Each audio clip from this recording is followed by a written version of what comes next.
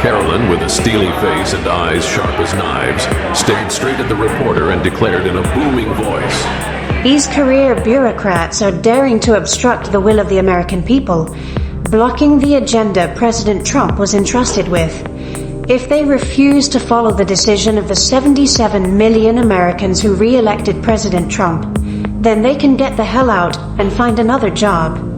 And if they stubbornly keep leaking information, those bastards absolutely have to be fired." The entire room erupted in flames.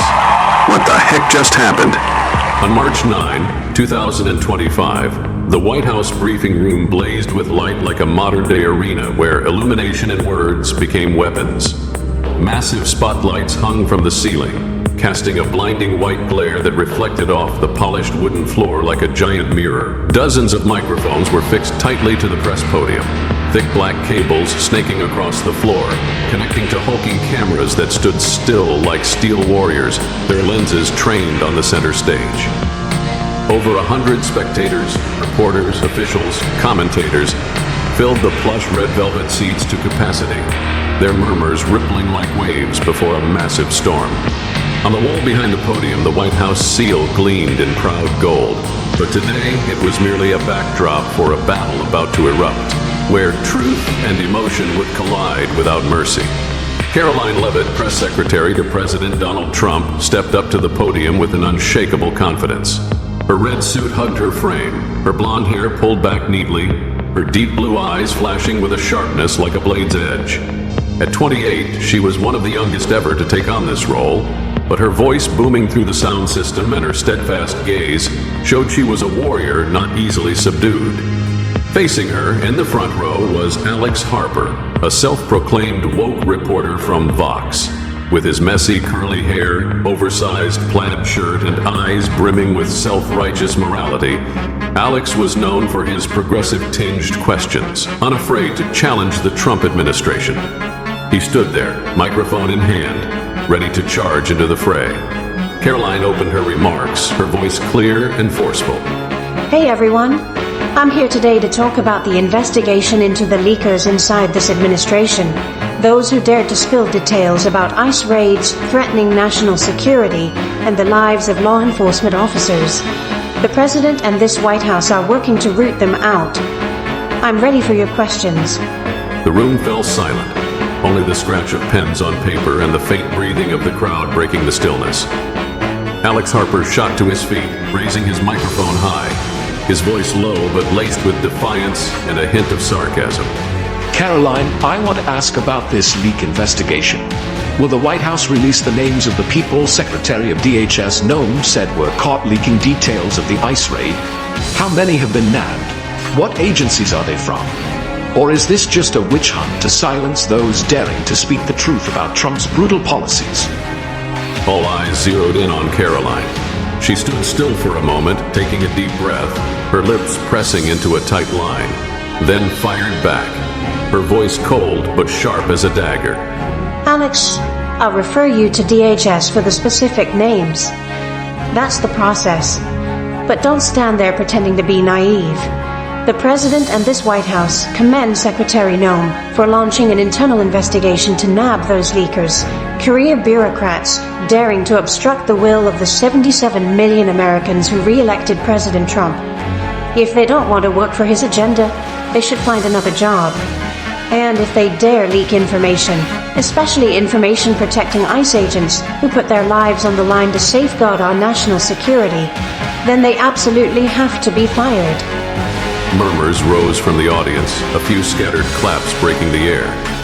Alex stepped closer, his soft-soled sneakers tapping lightly on the wooden floor, his eyes flashing with self-righteous morality, his voice rising high and dripping with sarcasm. Fired. Sounds more like a purge than justice, Karoline. These leakers could be heroes. People daring to expose the truth about ICE raids that often target vulnerable migrants more than actual criminals. You call it obstructing the will of the American people. I call it defending free speech. Doesn't the White House see that? Karoline leaned forward, her eyes sparking with fire, her voice thundering through the room, overpowering the crowd's noise. "Free speech? Alex, don't make me laugh. This isn't free speech, it's betrayal. These leakers aren't exposing truth. They're exposing the lives of ICE agents, folks out there facing knives, guns, and dangers you'll never understand.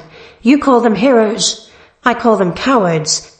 Career bureaucrats sitting in cozy offices leaking info to sabotage national security just because they don't like the will of 77 million Americans. Who do you want to protect, ICE agents or a bunch of selfish pencil pushers? The audience erupted, applause mixing with boos echoing across the room. Alex raised his hand, his voice dropping low but still sharp, carrying that smug moral tone. Betrayal? Karoline, you're exaggerating to justify a crackdown. These people might be warning about abuses of power. ICE doesn't always hit the right targets. Got any data? How many in those raids are real criminals? How many are innocents caught up in it? And now you want to fire anyone who dares to question? That's not democracy. That's dictatorship. Karoline flashed a faint smile, a cold one without a shred of warmth. Her voice low, but brimming with authority. Dictatorship? Alex, you really don't get it, do you? I've got data right here. Hundreds of murders, rapes, violent acts by illegal immigrant criminals over the past decade. That's why ICE moves in. These leakers aren't warning about power abuses. They're wrecking efforts to protect Americans. You want to know how many got caught? Ask DHS.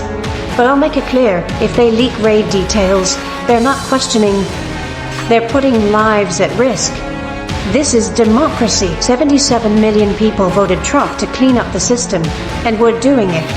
Alex took a step back, but he wouldn't back down, his voice rising again, thick with emotion. Lives at risk. Karoline, you're dodging the transparency issue. If these leakers are wrong, why not release their names? Show the public the proof. You call them cowards, but hiding the info. What's that if not cowardice? Americans have a right to know who's being targeted, who's getting fired. Or is the White House just trying to snuff out every opposing voice under the excuse of national security? The room held its breath, the frantic scratching of pens on paper echoing sharply. Karoline stepped out from behind the podium, standing center stage, her eyes blazing with fire, her voice ringing out like a deep bell. Transparency? Alex, how can you expect transparency when you're the one defending these faceless leakers spilling secrets? We're not hiding. DHS is investigating, and when they've got results, they'll handle it. Release their names right now. For what? So woke folks like you can turn them into heroes and stir up more chaos. Americans have a right to know this. If you leak info that threatens ICE agents, people out there protecting you, protecting me, protecting all of us, then you don't deserve to be a public servant. You want opposing voices? Go talk to the families of ICE agents attacked because of leaked info. They'll tell you how much opposition's worth. A thunderous wave of applause erupted, drowning out the protests from one corner of the room. Alex gripped his microphone tight, his voice hoarse with emotion. I'm not defending dangerous leaks, Karoline. I'm defending the right to know. If they're wrong, prove it in public, not in the shadows. You talk about ICE agents. I respect them. But why not beef up their protection instead of hunting down bureaucrats? This is a policy of fear, not strength. Don't you see it's hurting trust in the government? Karoline stood tall, her gaze locked on Alex, her voice softening but still cutting like a knife. Trust. Alex, you're living in the fantasy world of woke journalism now. Trust gets hurt when Americans see illegal criminals running free because ICE info gets leaked. That's what I see every day. Beef up protection? We're doing it. Hundreds of Border Patrol agents, new tech, taller walls. But when info leaks, all that effort goes down the drain. This isn't fear, this is action. You want proof? Look into the eyes of the American people. 77% back this investigation because they know who the real enemy is, not ICE, but the leakers inside. Alex raised his hand, his voice trembling but still persistent. Action? This is blind action, Karoline. 77% might back it. But what about the 23%? Those worried about overreach, about a government ready to fire anyone who won't bow down? Don't you see the risk? One day this policy could turn on anyone, even the people you care about. Karoline stepped closer to the stage's edge, her eyes blazing, her voice rising and falling like a peak oration. Risk? Alex, the real risk is letting these leakers run free to wreck national security. You're worried about overreach. I'm worried about lives, the lives of ICE agents, of Americans. You say 23%, the will of the majority who voted Trump to do this. Fire anyone who won't bow down? No. We fire those who betray the people's trust. Who do you want to protect? The bureaucrats leaking info, or the families living in fear because criminals are shielded by a weak system? I choose Americans, and they chose us. Applause roared like thunder, stretching on for minutes, overpowering the dissent. Alex sat down, his eyes still sharp but out of words.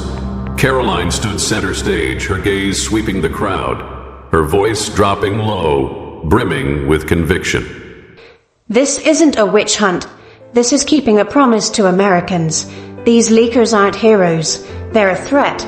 ICE agents, Border Patrol. They're the ones who deserve protection. You want to argue, look them in the eye and say, leaked info isn't worth fighting for.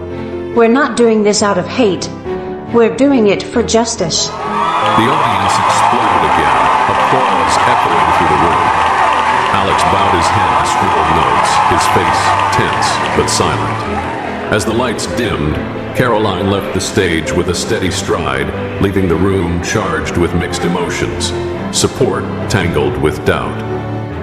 After the debate, the investigation into the leakers of ICE raid details pressed on under DHS oversight, with a pledge to fire anyone caught.